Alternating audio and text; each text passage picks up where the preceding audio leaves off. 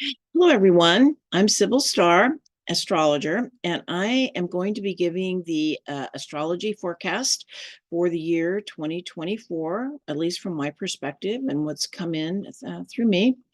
And I'm going to be doing it actually in the form of a PowerPoint. It's a very exciting year. I'm calling this year 2024 a quantum paradigm shift because I feel like it is a paradigm shift as we move more fully into an understanding of the quantum field and how it helps us how to create in the quantum field. Okay. All right. Well, let us begin. All right.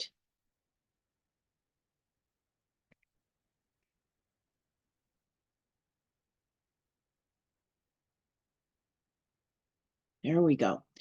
The quantum paradigm shift, the astrology of 2024. Welcome to the new year. Right. So this first page is really just about it just lists everything that is happening. Well, not everything, but let's just say some of the more interesting or prominent aspects. So anyway, first off, 2024 is an 8 year, which is associated with Saturn, which is the ruler of Capricorn and the ancient ruler of Aquarius. And the number 8 relates to being accomplished, prosperous, and goal oriented. The Chinese say it is a lucky number. So there is a lot of change and even some upheaval coming, I feel, in this year. But also there is a lot of good fortune. It's like spirits holding us as we move through these changes. So anyway, here's some of the things that are happening. Pluto enters Aquarius on January 20th, retrogrades back into Capricorn, 29 degrees for 2.5 months on September 1st, then returns to Aquarius on November 19th, and where it will stay until the year 2024. So this is a really huge paradigm shift. Pluto and the Sun enter Aquarius at 0 degrees on January 20th, just hours apart. Pluto conjuncts Mercury on February 5th, Mars on February 13th, and on Venus on February 16th. And I will be talking about what all this means. This was just a list if you want to, take a screenshot to have it. Anyway, there's a Venus-Mars-Pluto conjunction in mid-February, actually right around my birthday. So I don't know what that means. Anyway, it's also the year of the dragon, which occurs on the Aquarius new moon on February 9th. Although some people who practice feng shui say that the Chinese New Year starts every year on February 4th. But I've always understood the new year to start on the Aquarian new moon. Okay. Chiron conjuncts the North Node in Aries on February 19th at 16 degrees of Aries. There is a Jupiter-Uranus conjunction at 22 degrees of Taurus on April 20th. Jupiter enters Gemini on May 25th and is trine Pluto on June 2nd. Jupiter in Gemini and Saturn in Pisces square one another in August and December. I think it's August 17th and December 23rd are the exact dates. I'm not sure, but it's those months. And then Mars goes retrograde at 6 degrees of Leo on December 6th. Now, the solar and lunar eclipses on March 25th, we have a South Node lunar eclipse at 5 degrees of Libra. On April 8th, we have a North Node solar eclipse at 19 degrees of Aries. This is a total eclipse and it is visible in the US and it is conjunct Chiron. On September 18th, we have the North Node lunar eclipse at 25 degrees of Pisces. And October 3rd, we have a South Node solar eclipse at 10 degrees of Libra.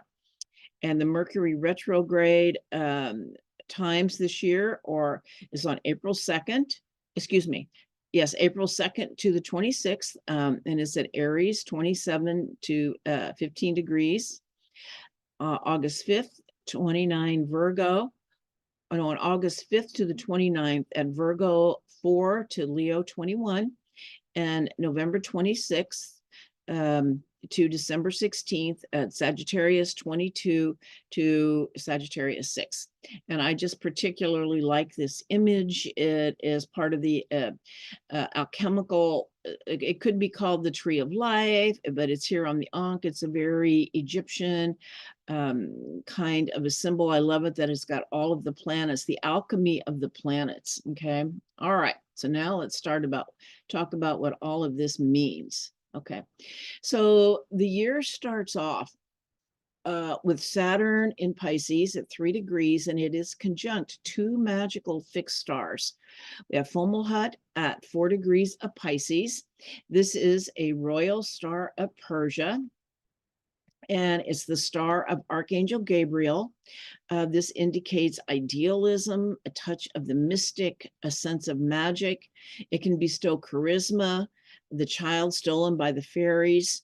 They say in the world of Fomalhaut, there are magical gardens, and this is what is known as the stellar home of the unicorns, who carry very powerful creative energy. So if you have any planets around 4 degrees of Pisces, this might be a very prominent energy for you. A second magical star is called Deneb Adage at 5 degrees of Pisces, and it's in the constellation of Cygnus the Swan. It's a very magical star. Some say it is the stellar cradle or the stellar home for the fairies and the elves. It is also known as the shaman star. And the shamans of the Altai Mountains in Siberia are deeply connected to this star. And there are some temples in Egypt as well as the Göbekli Tepe in Turkey that are aligned with Cygnus. We started the year with another powerful aspect, which is Mars. You know, Mars is so much about courage, the warrior. And so Mars was conjunct the galactic center at 27 degrees of Sagittarius to start the year. And I felt like it was a portal to other universes. It was the gate, and some call it the gateway of the gods, the galactic center. The Arcturians say that it is a portal to the great central sun and prime creator, the source of all creation. So it's a very high frequency light pouring in with much data, information, and cellular upgrades. And I feel like the Mars piece tells us that we are moving into uncharted territory, which requires courage to trust our inner guidance. Another star that Mars was conjunct is Eta Min at 28 Sagittarius in the constellation of Draco the Dragon. Eta Min is known as the Eye of the Dragon and is aligned also with the Great Central Sun. Dragons are magical, enlightened beings that are all-knowing and all-seeing, warriors and guardians of the galaxy. And we know that 2024 is the year of the wood dragon. Now, one more thing that I have been finding that I think is really impacting us in a really big way are solar flares, also known as coronal mass explosions. And they say that there is they're predicting an increase in solar flares for the year 2024 and very strong X flares. And they have been happening recently, and they're predicted to happen at different points in the year. But it reminds me of Uranian energy. And astrologically, Uranus is associated with lightning and electricity and those sudden flashes of insight that come in. And sometimes, when lightning comes, everything, it can do a lot of damage, like to trees and different the different things anyway. But it is related to the divine mind, which is about ideas or downloads coming out of the blue, something you did not understand and now you do. It's also bringing cellular upgrades to hold the increased light that is coming in, so that the lightning or the solar flares don't destroy it. Because, like I said, if we can't hold the light, it can cause damage.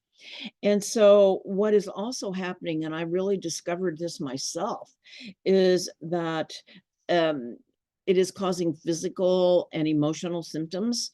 You may feel exhausted, depressed, or irritable when there is a solar flare happening. And I just want to share that I've experienced this recently myself, where I was feeling very exhausted, depressed, and irritable. And I discovered that on those days that there was solar flares, and it was like it would come on suddenly, and then the next day it would be gone. And so to just be aware of that. And I just want to talk just a little bit more about the physical symptoms. Each peak corresponds to a higher incidence of anxiety, depression, bipolar disorder, and other emotional disorders. The electromagnetic activity of the sun affects our electronic devices and the human electromagnetic field. And on one of those days on a solar flare, I believe some country lost some of their power. Anyway, thus we are physically, mentally, and emotionally altered by the electromagnetic charges of the sun. And it can also uh, create symptoms of a very short duration of headaches, palpitations, mood swings, fatigue, and general malaise. And also, these can activate our pineal gland, which causes the production of excess melatonin, a hormone that causes drowsiness. And I certainly experienced those recently. All right. So now I'm going to talk about what I think are one of the some of the really important astrological events. And the first one is Pluto in Aquarius. I think this is really a paradigm shifting kind of an energy. Pluto is the god of death, and it's meeting Aquarius, which is the Pluto is the god of death and rebirth, meets the sign of revolution. Now, Pluto has what is called an elliptical orbit. It doesn't make a circle, it makes more like an oval. So it is in some years longer than others. And so it's going to be in Aquarius for 20 years from 2023, 24 to 2044. Okay, as I talked about, except for those few months from September through mid-November. Then it's going to be in Aquarius fully until 2044. So the last transit of Pluto in Aquarius was in 1777 and 1798. And in the last 30 years, all of the outer planets have transited Aquarius and now Pluto. We've had Jupiter, Saturn, Uranus, and Neptune, and now it's Pluto's turn. And I feel like it is accelerating our movement more fully into the age of Aquarius.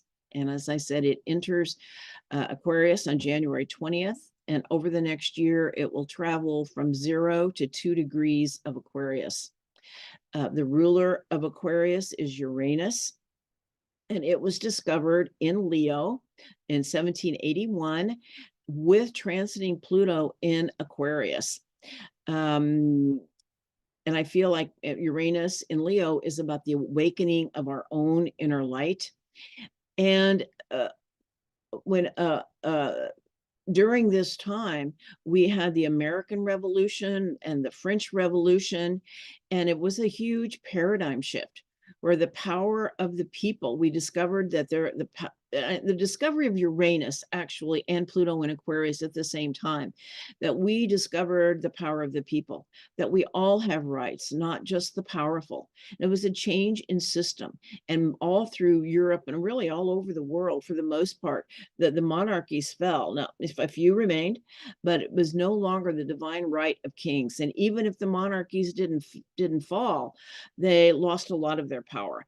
So once again, there is a history of upheaval when Uranus and Pluto meet. Okay, and like I said, Uranus is the ruler of Aquarius, so that's so they can meet as planets like they did in the 1960s, where they met in Virgo. Uranus and Pluto were in Virgo, and they had a conjunction in the 1960s when there was this really big upheaval. Or they can meet with Pluto in Aquarius, which that's when the American Revolution culminated, and the French Revolution happened from 1789 to 1799. And their rallying cry was very Aquarian: freedom, equality, and fraternity.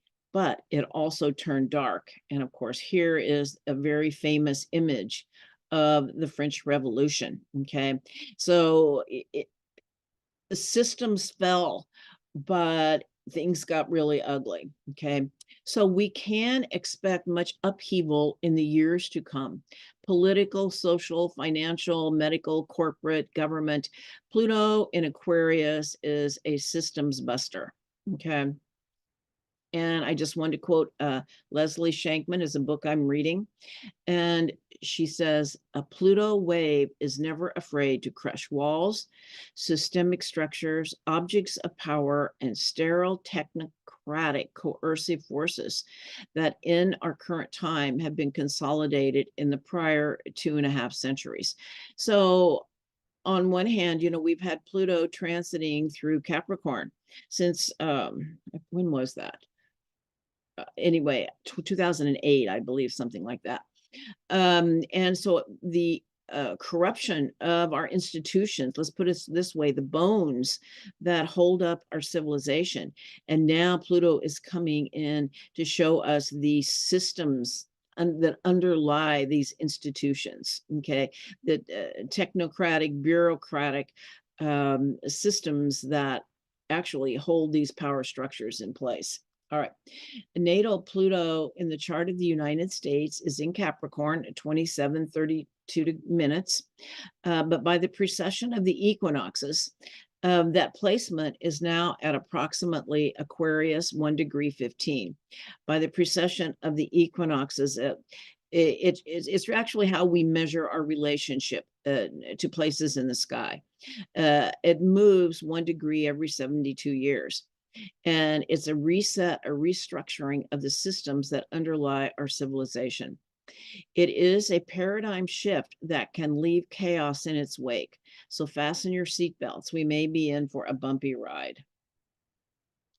All right. Now, what is Pluto, or who is Pluto? Okay. All right. So Pluto, of course, is and Pluto is, well, Pluto has been demoted from a planet by our astronomy community, but astrologers know that Pluto is still very present and has a huge impact. It may be small, but actually it pulls, they say Pluto's orbit is so intense and so strong that it pulls other planets out of their orbit, such as Neptune. All right. Anyway, Pluto, as we talked about, being, the god of death and rebirth, Pluto Hades in Greco-Roman mythology, and in Egyptian mythology, Pluto could be related to Osiris, regeneration. Anyway, when Pluto comes along, Pluto's about evolution. He pushes us to grow. He says, evolve or die. Pluto is about transformation, regeneration, death, and rebirth, and could be compared to compost, how all of the old, dead, stagnant material is turned into something that can fertilize the soil and then grow new life. Pluto is a purification process. I say that I would compare Pluto to like being the roto-rooter of the zodiac. And you can think of, like, say you have a drain that's clogged, like, well, Pluto is the one that comes in and moves that clog. Okay. So that everything can run free and smooth again. It cleans everything up. Pluto is the alchemist. He transmutes and transforms lead into gold. The lead in our ego into the gold of our soul and the deepest truth of who we are. Okay. And how he does this as well is through radical forgiveness of self and other. It's reminding us that we just don't need this old stuff that we've been carrying around. And with Pluto, you got to feel it to heal it.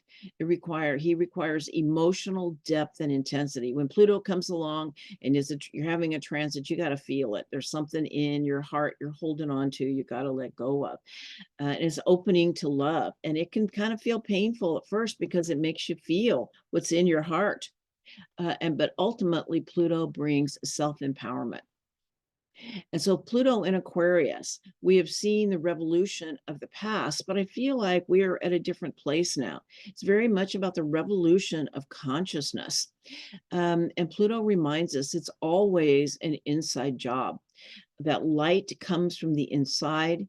You cannot ask the darkness to leave. You must turn on the light. And I like this image here of this person. This is the storm, but he's got the light inside of himself lighting the way.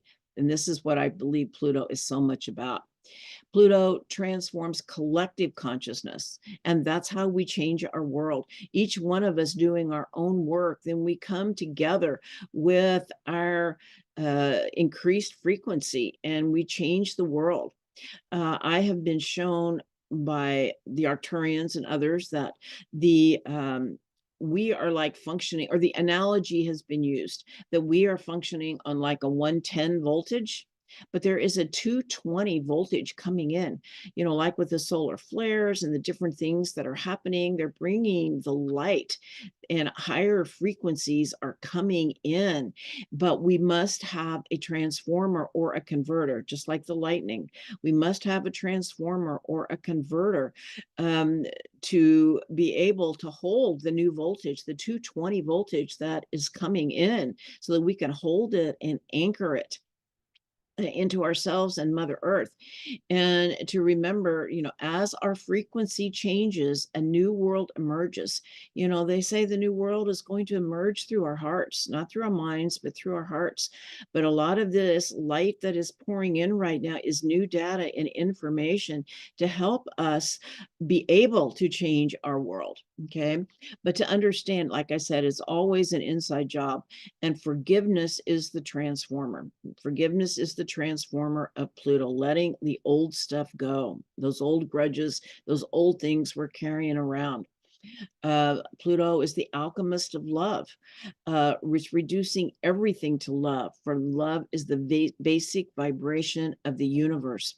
It is remembering our own divinity, that we are love, okay? And to be your own unique self. No one else carries the gift and the mission that is yours. But I also believe that there will be, Aquarius represents the masses, and Pluto, of course, represents death. So there is definitely the possibility of mass death of people crossing over to help us from the other side. But to know that there are many guides here to help souls cross over.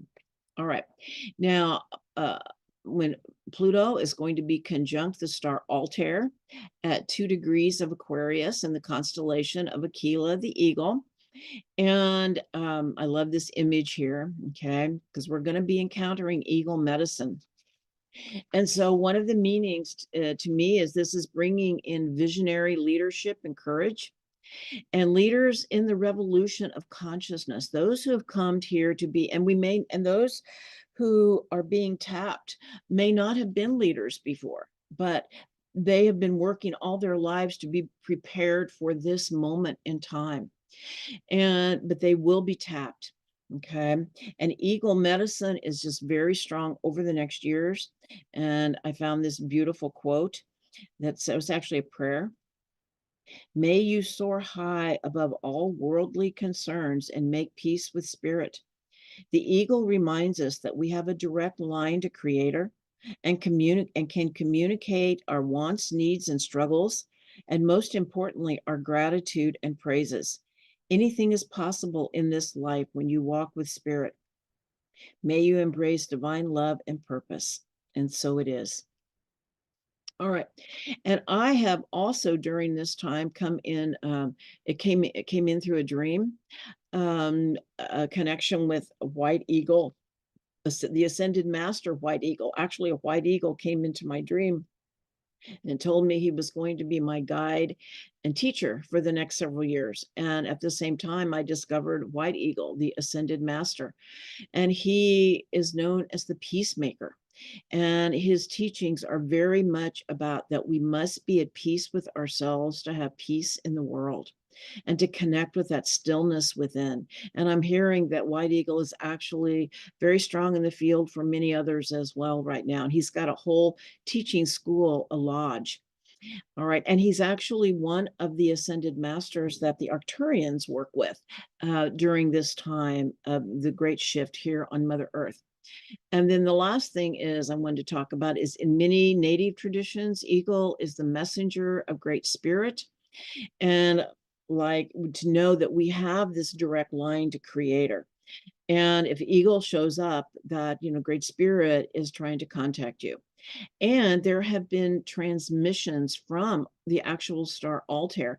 I've read recently that NASA, I didn't read that they contacted them back, but or that they knew what the transmissions were about, but that the star Altair was sending transmissions to us.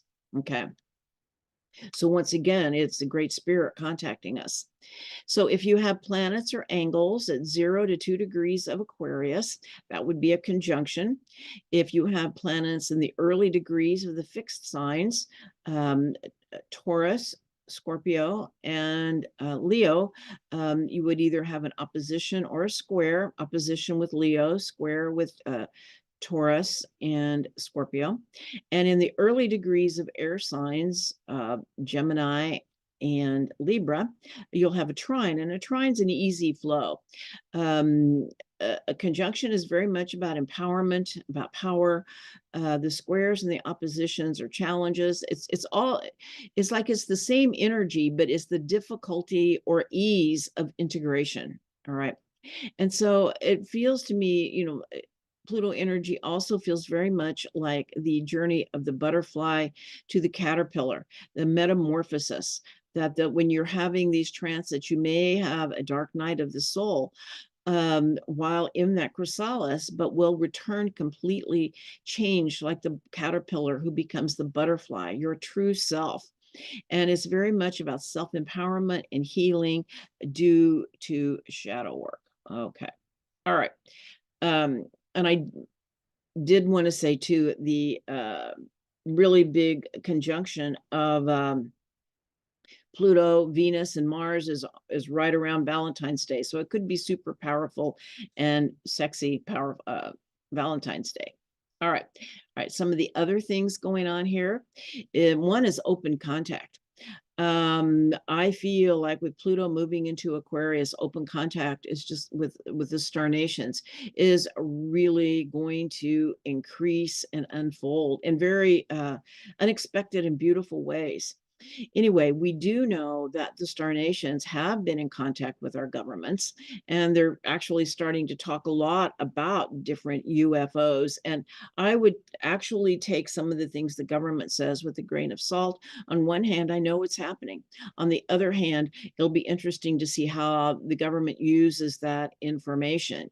Some say that, or some believe that this may be the next what kind of like invisible war. It'll be hard to know anyway, but to know that actually the star nations are contacting many more of us now directly, but to be able to have that direction is or those interactions, it's important that we elevate our frequency because many of the star nations find it very difficult to come into a third dimensional reality, whereas they can meet us in a more fourth dimensional reality, because that's where the fairies and the elves and many of those kinds of beings also exist in a fourth and fifth dimensional reality. And my understanding is that, fifth dimensional reality is when we're living from the heart. And so that is when we can also make contact. All right. All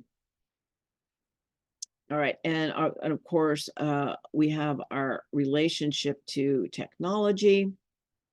Technology can be used for good or ill. It's what we call amoral. It's not good or bad. It's the intention behind it and those that are using it. And Bashar says that AI actually reflects our state of consciousness. It is our creation and how we choose to use it. That, it is a state of consciousness, but it mirrors how we're using it, mirrors our state of consciousness. And the Arcturians say that every civilization comes to a place in the development of their technology where they will use it to advance their own spiritual growth or to destroy themselves. And here they're actually referring to different civilizations in the Milky Way galaxy. You know, they said there's like 5,000 different civilizations, or let's put it this way, 5,000 habitable planets. And some of them, you know, have civilizations, and some have used their technology for their own spiritual growth and the acceleration of their spirituality, but some have destroyed themselves. And I believe we also have it in our history that we have destroyed ourselves. We didn't destroy the planet, but we destroyed ourselves. The Arcturians also say they will not allow our technology to destroy Mother Earth, that they are here to protect Mother Earth. But the truth is our collective consciousness is what determines what happens of how we use AI. The shadow of AI, I'm going to quote Leslie Shankman here once again. She says, this creates the unprecedented presence of artificial intelligence and virtual realities that permeate our lives at every level. This is especially threatening if these digital technologies continue to be used by controlling forces that seek to dominate human consciousness. So yeah, so it is those who have access to AI and how they are using it, and they are using it for surveillance and for mind control. Okay, but it doesn't have to be that way. It can be used in different ways. And of course, the impact of technology on our health and Mother Earth. Some of the frequencies, such as 5G, are having a negative impact not only on our health, but on Mother Earth, because they're very low. 5G is a very low vibrational frequency. Okay. And, you know, there are ideas too about blocking the light of the sun, which would be deadly to all life here. Everything in our solar system is composed of photons of light from the sun. And so life would cease to exist if we started blocking the sun. And of course, the personal shadow is increased detachment and alienation. Virtual reality may become more real than reality. There are many other shadows. And as the year goes on, I'll be talking a lot more about Pluto in Aquarius. We'll kind of see what shows up and how it shows up. All right. All right. Okay. And so here we are, the year of the dragon. We're in the year of the dragon. The Chinese New Year is on February 9th, 2024. And the Chinese year of the wood dragon, according to the Chinese zodiac, the dragon is the most powerful and auspicious of animals. It represents strength, luck, and prosperity. The wood dragon is the most creative and visionary of the dragons. Wood dragons like to explore new ideas and challenge themselves. They are generous, compassionate, and loyal friends. Okay. And in Korea, this is the year of the blue dragon, which is bringing in generosity and kindness. The year of the dragon in 2024 is expected to be a time of visionary leaders, innovators, and problem solvers. Sounds very much like the activation of Altair by Pluto. Okay. The eagle. So the star nation of the dragons are all-knowing, all-seeing, enlightened beings that carry ancient wisdom. They come from another universe, but their stellar home in the Milky Way is the Draco constellation, but also exist in other constellations as well. Dragons are warriors who uphold divine order. They're guardians of the galaxy. Dragons are showing up in our field of consciousness as we are in this ascension process. There are so many people now that are dragons are showing up in their field. And I feel like as being guardians and protectors, they're protecting us as we are moving into this ascension process. Okay.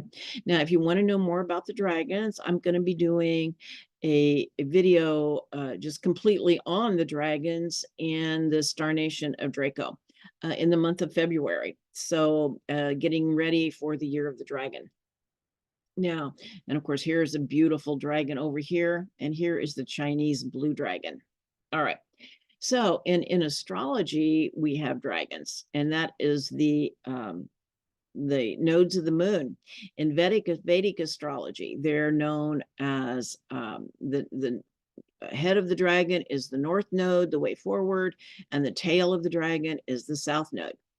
And so the north node right now is in Aries. So the way forward is in Aries.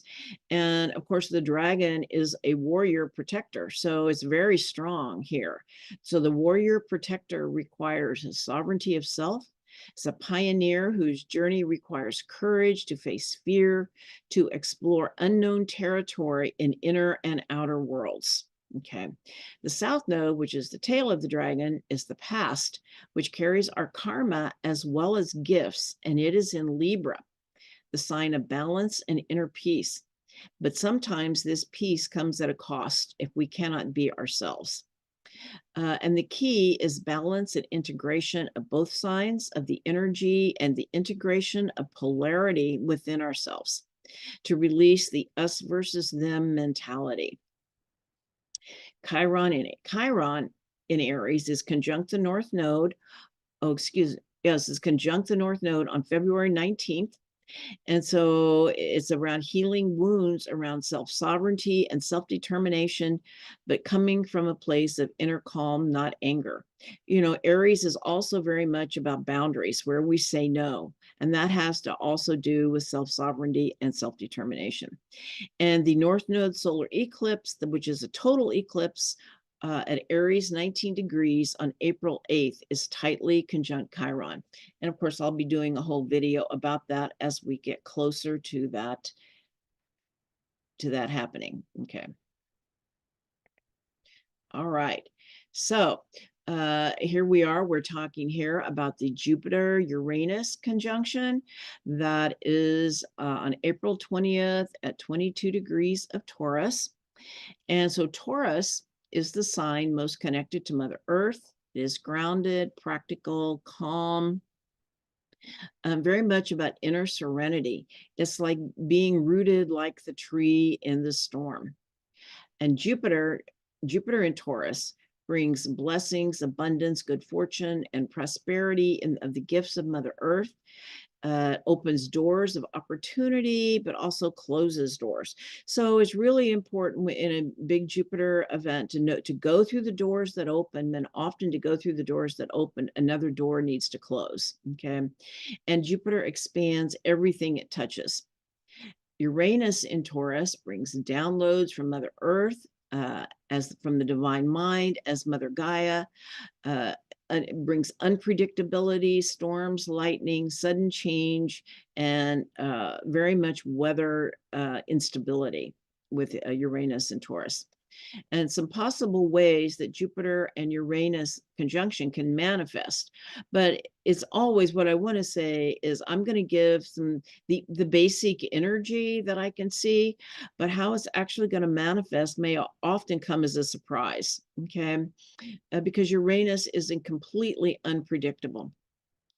So it can bring unexpected good fortune in the house where this conjunction falls, or in relation to any planets that it aspects.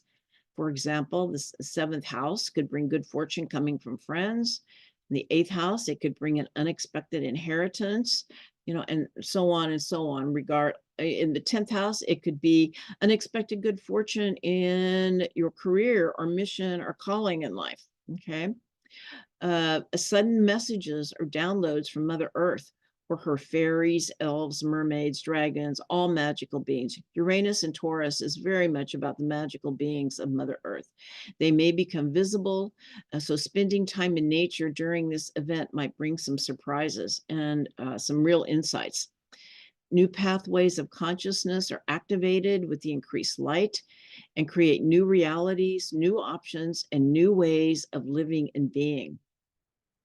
It's about reconnecting to higher consciousness through form. It's an embodied spirituality. Uranus rules the nervous system in our bodies, which are highways of light, which bringing data, information, and an upgrade. Uranus also rules the electrical and energy pathways in our body. So an activation of the Kundalini could also happen. as well as other things. All right. Jupiter, of course, always brings in the attitude of gratitude, and Uranus is one of the planets of consciousness. And so, it's certainly been my experience in life that just saying thank you is often enough to shift my consciousness. If I'm kind of down, if I can see the blessings in my life and say thank you, it is automatically uplifting. We can find unusual twists and turns in your path and unexpected doors opening. Go through them. The universe is leaving breadcrumbs and synchronicities abound. You might find a lot of breadcrumbs and follow those breadcrumbs. Okay. Need to be free to express yourself authentically, and the doors will open magically in ways that have been closed before. Okay. And more like minded souls might show up too in your field. Very important to stay grounded and centered within yourself and Mother Earth to weather the storm and recharge your energy field. I love this image right here, free charging station. And she's here being charged up by this tree. Okay, the connection with the tree. All right. Much turbulence and chaos as the old structures cannot hold the light frequencies that are pouring in. As the new comes in, the old crumbles. You know, as they say, we're building the new in the shell of the old. Unstable weather patterns as Mother Earth attempts to rebalance herself. Dramatic changes in our economic and financial areas. You know, they're talking about this CBDC, the central bank digital currency system, and how that might impact us. And Taurus is also very much about food. So it's seeing more fake food on the markets created in labs, what we call Frankenfood. You know, Italy has banned fake meat. All right. So, all right. Now, the next astrological happening we're going to talk about is Jupiter. Jupiter will be moving into Gemini. Jupiter will be in Taurus until May 25th when it moves into a new sign of Gemini, and will be there until June 9th, 2025. So Jupiter, you know, like we talked about, Jupiter opens doors, creates opportunity, and Gemini is very much about change and adaptability and exploring new ideas and information. With Jupiter and Gemini, we could have a thirst for knowledge, increased curiosity, and Jupiter asks us to expand our mind to what could be possible. The shadow, though, is to be overextended mentally and physically and feeling overwhelmed. You know, Jupiter expands everything that it touches, and Gemini is known for multitasking. And one of the shadows of Gemini is chronic busyness, just being busy, busy, busy, because when you're so busy, you can't feel. Okay. And you need to be able to feel during this time. All right. Jupiter is trine Pluto. I believe that date was in early June. And so this can and it'll be in the early degrees of Gemini and Aquarius. It can dramatically increase your power and influence, can use this power to positively transform your life and have an impact in the world. It can bring in some very powerful, innovative ideas. But I think one of the main things is to recognize the magic and power of our words in the quantum field. We know that words create, words have more power. So be really careful with them to see what you are creating. All right. Well, words and thoughts, both. All right, we're going to talk a little bit now about Saturn in Pisces. It's traveling from 3 to 20 degrees of Pisces in 2024. And one of the first things that pops up, of course, Saturn is the Lord of karma.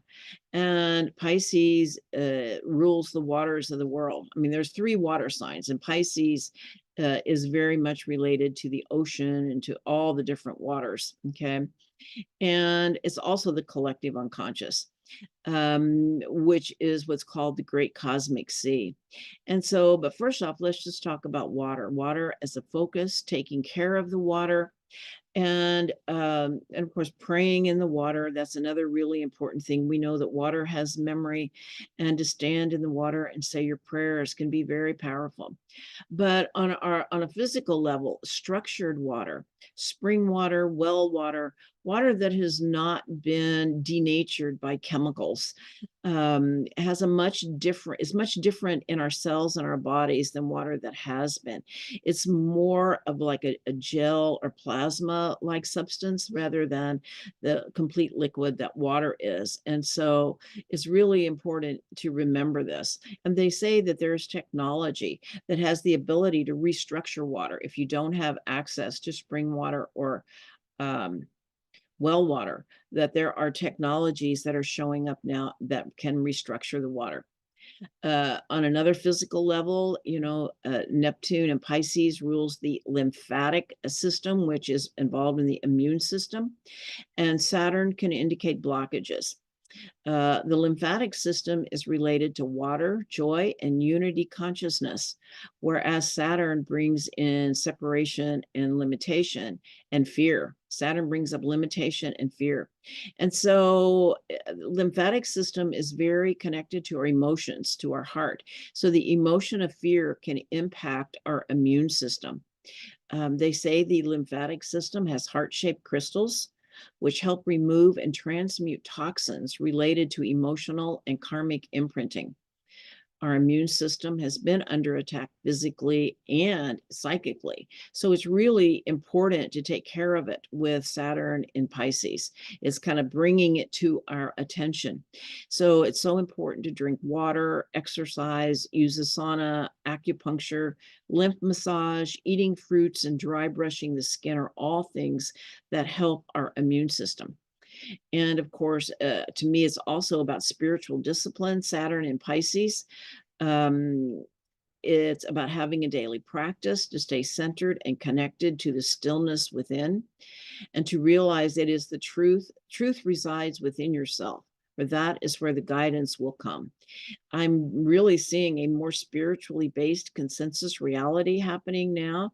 Of course, Saturn rules consensus reality, and I feel like moving through Pisces is really elevating our consensus reality. Although there are some that is not, but many more people are being impacted. The shadow can be reality based, more in illusion and fantasy. Once again, a virtual reality. Okay, and here, of course, is Jupiter.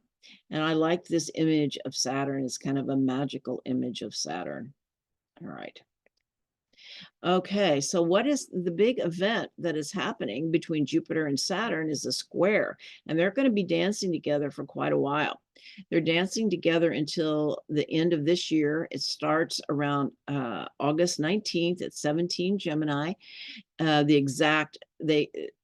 They meet at 17 Gemini in a square, and then later again on December 23rd. So they kind of go in and out of aspect, but I would just say the aspect is there till the end of the year. And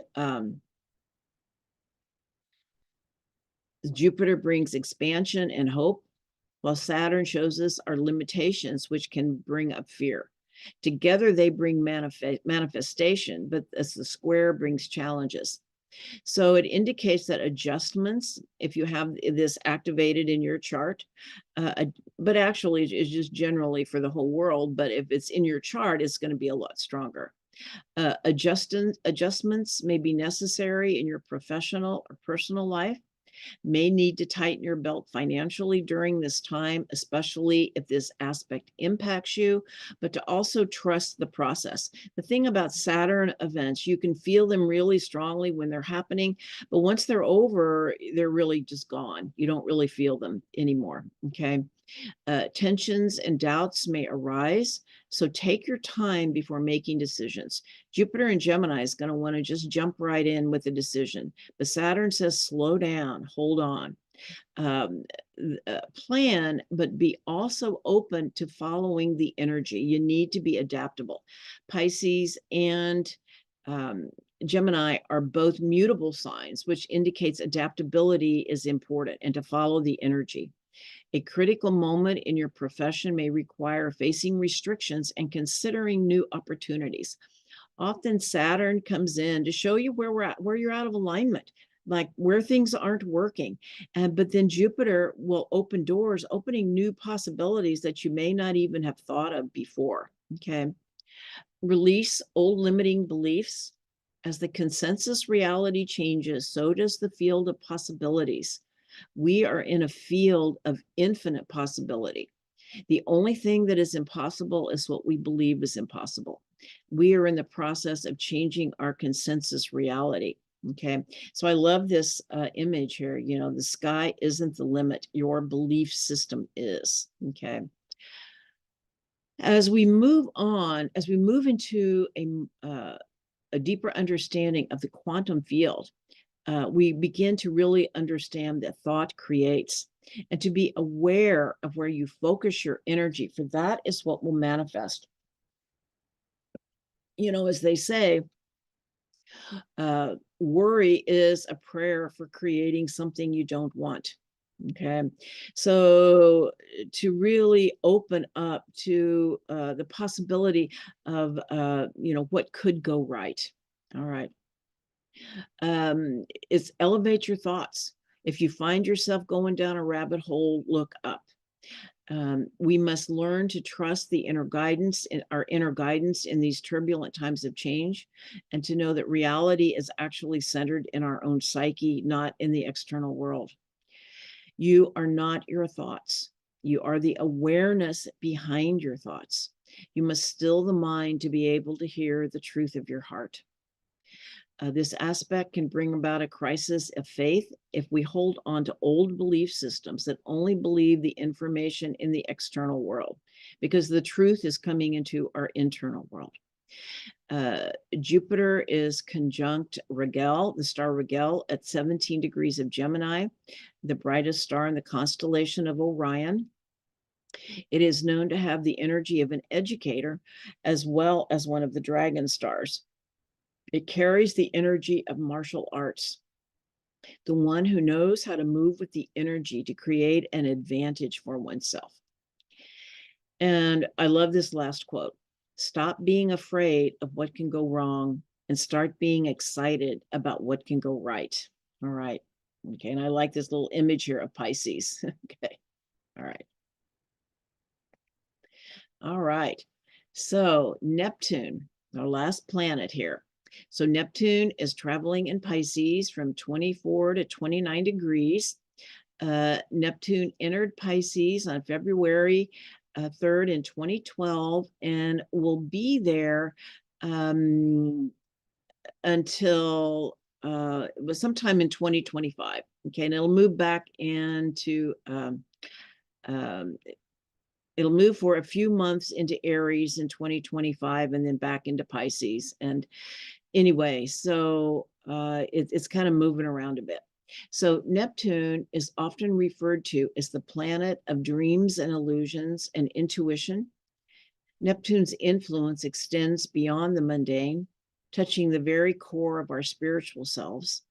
It is known as the divine heart and is the place where we lose our ego self and merge back into the one.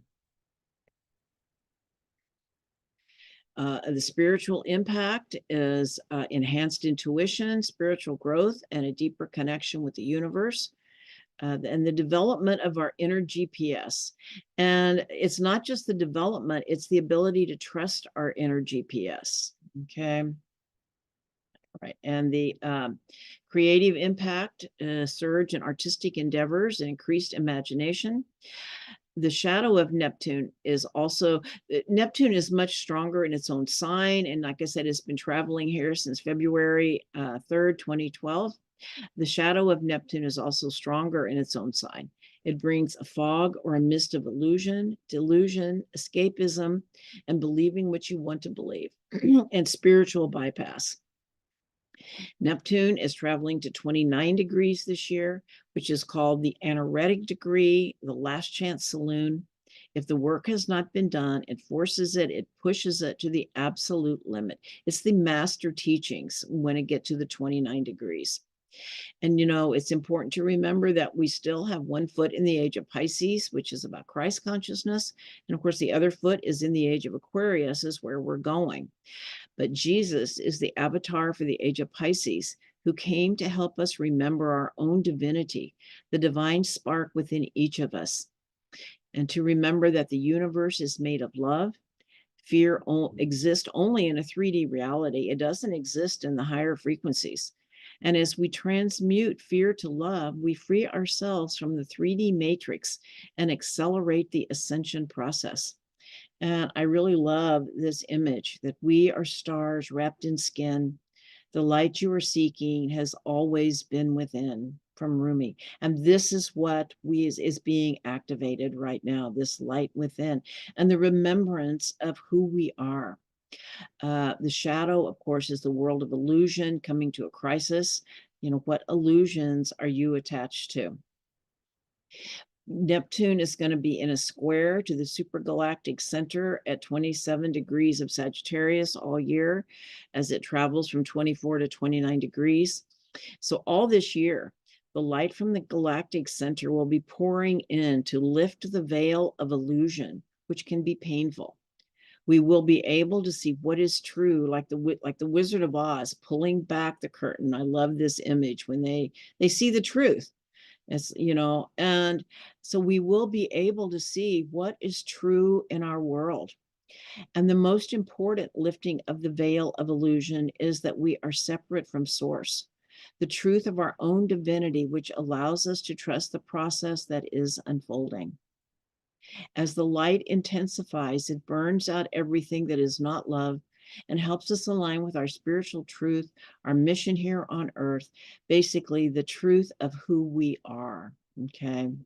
All right. Okay. And so the light of the new world, the ascension process of moving into a fifth dimensional reality is accelerating this year, and it will get even stronger in 2025 and 2026. The Kogi have a prophecy. They're saying that the shift is going to happen in 2026. And I'm just saying the astrology absolutely lines up, but we do have some challenges in between. The old structures that cannot hold the light that is flowing in on the frequency and love. It can also be challenging for our bodies to hold and anchor the light, and yet that is what we're being asked to do. Our solar system is now traveling in the photon belt in an area very close to the Pleiades. With this increased light, we are being aided by the universe for our awakening, but it is always an inside job based on our choices. It is said that we are in a cycle of 11,000 years of forgetting and then 2,000 years of remembering who we are, which happens in the age of Aquarius and the age of Leo. We are there now, beginning to remember who we are as beings of light. We are in a quantum paradigm shift. And I'm going to close with this teaching from White Eagle, and it's called Service of the Light. You ask us, White Eagle, what can we do to help humankind? And we answer, by daily, hourly, every moment of your life, endeavoring to realize your true self, which lies buried in your innermost being. It will rise in you like a stream of light on which you will be able to rise to a higher level of consciousness where you will find yourself enveloped in the power and love of God. Practice this daily realization of the great white light within your own being and project it forth into the outer world. Then, my friends, the mists around the world will gradually be dispelled. Do not look to others to do the work for you. Everyone is their own savior and the savior of all mankind. Ascended Master White Eagle. So this is what I see for the coming year. Of course, I'll continue to be doing videos at different times. I'm no longer doing the Moon Day morning astrology. I'm just going to be doing the new and full moon videos and then some other videos in between. But anyway, I think it's going to be a wonderful year. It's full of excitement as well as challenges because we really are in the midst of a paradigm shift, and how to hold these increased frequencies that are coming in and remembering it's still always an inside job based on the choices we make. All right, wishing everyone a wonderful year and namaste to all.